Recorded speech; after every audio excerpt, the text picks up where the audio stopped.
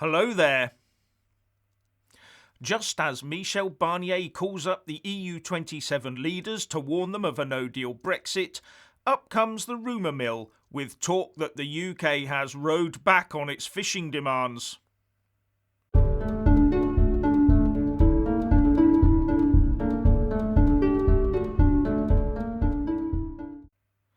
Firstly, please subscribe and like this video to give my channel a boost, and I'm always uploading new content, so please do check back daily, and a big thanks to my Patreon and PayPal supporters.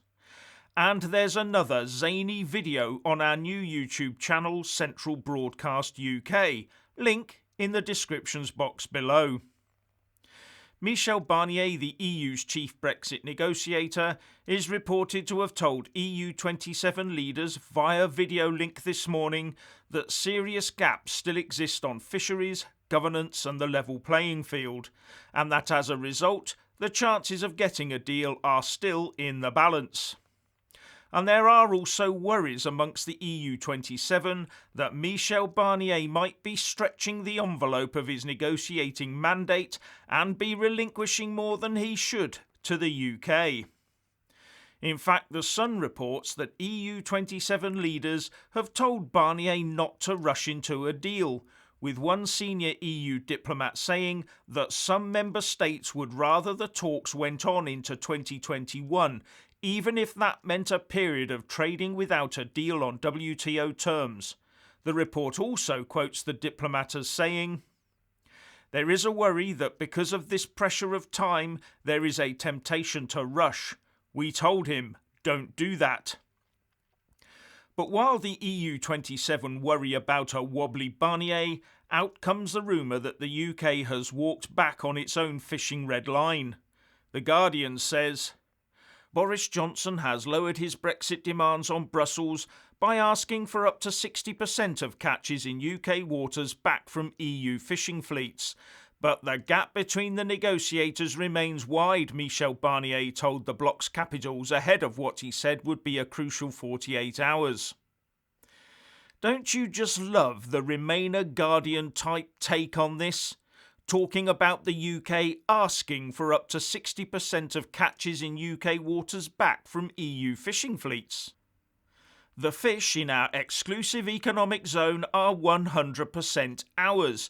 If the EU ends up being allowed to catch some of them, then that will be because we've licensed them to do it.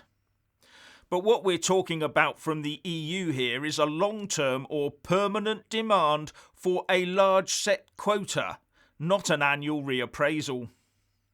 Now, as I understand it, that offer by the UK of a reduction to 60% is a 20% drop from the original 80% demand. And if I recall correctly, the EU has said they would allow the UK to take back 15 to 18%, not 60% and definitely not 80%. So there's still a difference of over 40% between the sides. That indicates to me that the gap is far too wide to be bridged, so fishing might still be the deal breaker. But The Guardian does also say that the two sides are inching towards each other on the matters of the level playing field and governance, and it all depends on how much control the UK has agreed to hand over.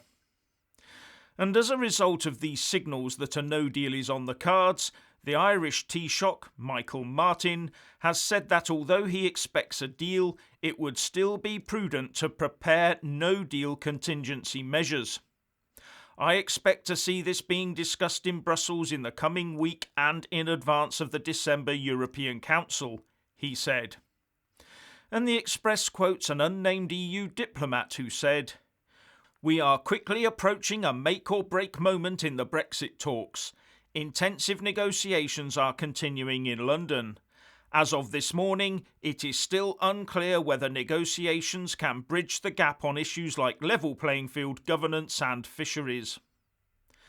But the UK Chancellor Rishi Sunak said today that, "With a spirit of constructive attitude and goodwill on all sides, we can get there. Hopefully we can reach a positive conclusion." Now, the UK government had been warned by Brussels that if clauses similar to those in the UK Internal Market Bill were mirrored in the Finance Bill to be published next week, then the EU would scrap the whole deal immediately. These clauses are the ones that are supposed to break international law in a very specific and limited way, if you remember, which the members of the House of Lords decided should be voted down and out by them. And now it's reported that if Boris disregards the Lords' amendments deleting those clauses from the UK Internal Market Bill and reinserts them, then that would be the second route for Brussels to call off a deal. So domestic laws that protect our own internal market from external interference from Brussels are not much appreciated by Brussels. Well, there's a surprise. Not. But this afternoon, the PM's spokesperson, Allegra Stratton, said, "We need the clauses because they represent a legal safety net to protect the integrity of the UK's internal market. That hasn't changed." Now, if those clauses are needed in the UK Internal Market Bill and the government reinserts them, then one assumes that they would have to be backed up with similar in the Finance Bill. And in that case, Brussels could follow through on their threat to walk away from a deal. Twice. Marvellous. And there is a theory doing the rounds in the EU that if they force a no deal, the UK will be forced to return grovelling to them next year. On this, former BBC heavyweight presenter Andrew Neil tweeted, "The Times reports France are the hardline countries pushing for no-deal Brexit unless UK makes major concessions in coming days. Hardliners say EU should declare talks over, then watch UK suffer pain of short no-deal period before chastened UK returns to talks cap in hand." Could be just last-minute tactic, but if it's more than that, it is a significant miscalculation by EU. UK will not return cap in hand. More likely to conclude that if liberal country, free market, free trade economy, backing net zero with close military security ties to Europe can only get a punishment-beating deal with the EU, then the UK will proceed with no deal and make the best of it, whatever the short-term pain.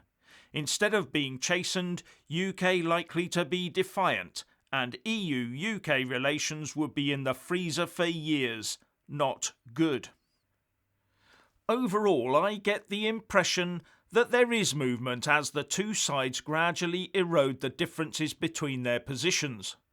But neither side is willing to cross its red lines. So I also get the feeling that this is going to take longer than the next 29 days to achieve, especially with the festive season in the way. Unless there's a big crumble somewhere.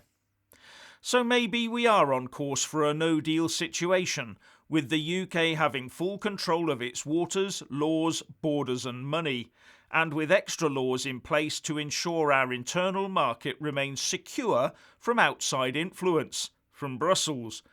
Although personally I'd like to see the withdrawal agreement dropped completely, not just tinkered with from the outside.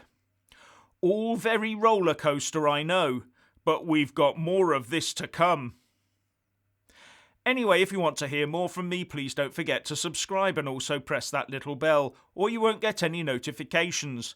And if you want to see more of me, buy a mug with my mug on it by following the link in the descriptions box below and support me on Patreon or PayPal. So what do you think about all of this? Please share and comment, and thank you for watching.